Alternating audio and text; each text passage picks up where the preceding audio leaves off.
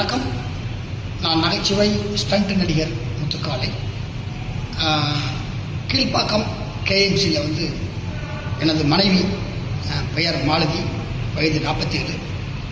தலையில் ஏற்பட்ட ஒரு இரத்த கசிவினால் ஒரு ஆப்ரேஷனுக்காக சேர்த்தேன்.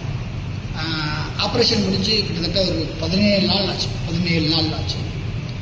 பட் அந்த மூலையில் உள்ள ஆப்ரேஷன் சரியானாலும் கூட அதனால் ஏற்பட்ட நுரையீரல் தொற்று, அந்த சின்ன சின்ன தொற்றுகள் என் மனைவி மூச்சு விட முடியாமல் சிரமப்படுத்துகிறது. அதனால் இந்த நேரத்தில் தமிழக முதலமைச்சர் திரு ஜோசப் விஜய் சார் அவர்கள் என்னுடைய மனைவியின் மேல் சிகிச்சைக்கு பரிந்துரை செய்து எனது மனைவியின் உயிரை காப்பாற்ற வேண்டும் என தாழ்மையுடன் கேட்டுக்கொள்கிறேன். கிட்டத்தட்ட ஒரு 17 நாட்களாக தனி மனிதனாக நின்று போராடி வருகிறேன்.